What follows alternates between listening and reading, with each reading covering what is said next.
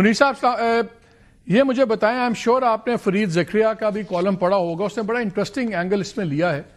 کہ what differentiated America was کے consent blood کرتا تھا، اس طرح کا ہیجمن نہیں تھا جس طرح کے رشیا یا دوسرے چائنا ہوتے تھے، اور یہی اس کے ڈیکیڈز کی اس کی پولیٹیکل کلیکٹرل تھا جب سکونڈر کیا جا رہا ہے۔ ڈو یو ایگری کہ جس روش پہ ٹرمپ صاحب چل پڑے ہیں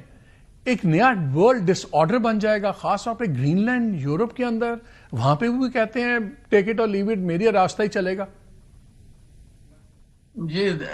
یہ صحیح ہے کہ ٹرمپ صاحب کا جو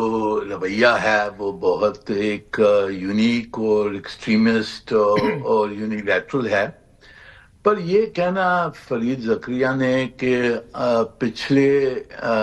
زمانوں میں، پچھلے ڈیکیڈز میں امریکہ نے یونیلیٹرل ایکشن نہیں لی، وہ صحیح نہیں ہے۔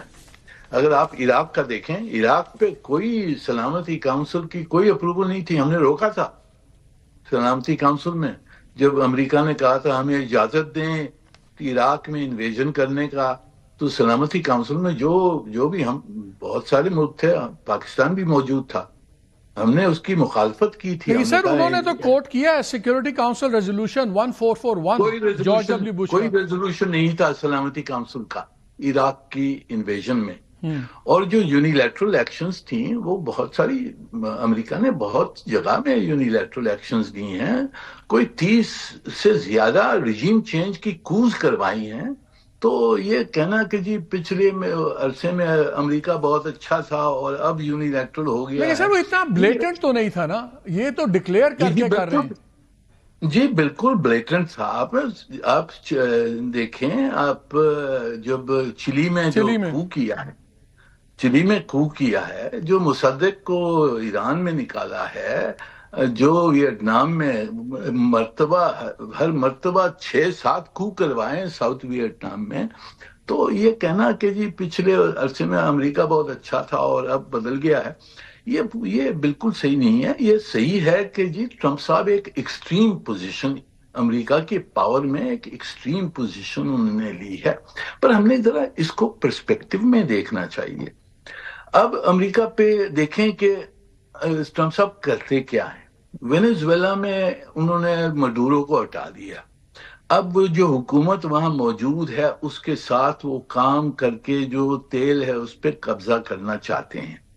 قبضہ کرنا اس تیل کے اوپر وہاں کافی مشکل ہوگی، وہاں انفراسٹرکچر نہیں ہے، وہاں ملیشیاز ہیں، وہاں اپوزیشن ہے، مشکل کام ہوگا وینزویلا کے تیل پہ قبضہ کرنا۔ اسی طرح سے ایران کے اوپر اب کہنا کہ جی ہم جا کے حملہ کریں گے، تو حملہ کرنے کا کیا مقصد ہوگا؟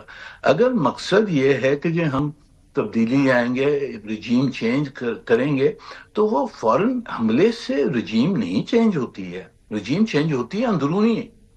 کھیل سے، اور اندرونی یہ کیا کر سکیں گے وہ مجھے ابھی تک شک ہے کہ بڑی مشکل ہوگی۔ اگر امریکہ یا کوئی اور طاقت انٹروین فزیکلی کرتا ہے، بوٹس آن دا گراؤنڈ اگر لگانے ہوتے ہیں رجیم چینج بنانے کے لیے، یہ بوٹس آن دا گراؤنڈ نہیں ڈالیں گے، امریکہ نہیں ڈالے گا، یہ دوسروں کو استعمال شاید سر کریں۔ جو وہاں سے خبریں نکل رہی ہیں وہ تو اب اوپنلی کہتے ہیں، موساد بھی اوپنلی انوالوڈ ہے، CIA بھی ہے، اور اسی لیے انہوں نے پھانسیوں کی سزائیں سنانی شروع کر دی ہیں ایرانین جو ایڈمنسٹریشن ہے۔ لیکن وینزویلا پہ بھی سب کا خیال تھا کہ نہیں، ہی وونٹ اٹیک وینزویلا، یہ اس پہ حملہ نہیں کرے گا۔ کسی کا خیال نہیں تھا کہ گرین لینڈ کے اوپر یہ اس حد تک جائے گا، کیونکہ فورن منسٹرز کو بھی بلا لیا ہے، وہ بھی آگے بیٹھے ہوئے ہیں وینس کے ساتھ۔ سب کچھ کوئی نہیں کہتا تھا کہ یہ ایران پہ بامبنگ کر دیں گے، B-52 سے کر دی اس نے ساری۔ ابھی تک تو جو ٹرمپ کہتے رہے ہیں وہ تو کرتے رہے ہیں۔ جی دیکھیں، وہ کرنا تو بڑا اچھا ہے، وہ کر لیتے ہیں کہ وہاں سے مڈورو کو نکال دیا، پر جیسے میں نے کہا کہ وینزویلا کے تیل پہ قبضہ کرنا ایک بہت مشکل پروسیس ہوگا۔ گرین لینڈ پہ قبضہ کر لیں گے، گرین لینڈ پہ یہ قبضہ تو آج تو کر لیں گے، جب ٹرمپ صاحب ہٹ جائیں گے پھر کیا ہوگا؟ وہ یعنی یورپینز اور ڈینمارک وغیرہ وہ چھوڑ دیں گے، یعنی کہ ہم نے یہ بھی دیکھنا ہے کہ جی یہ ایکشن جو لے رہے ہیں اس کے نتیجے کیا ہوں گے، امیجیٹ نتیجہ کیا ہوگا اور لانگ ٹرم نتیجہ کیا ہوگا۔ صحیح ہے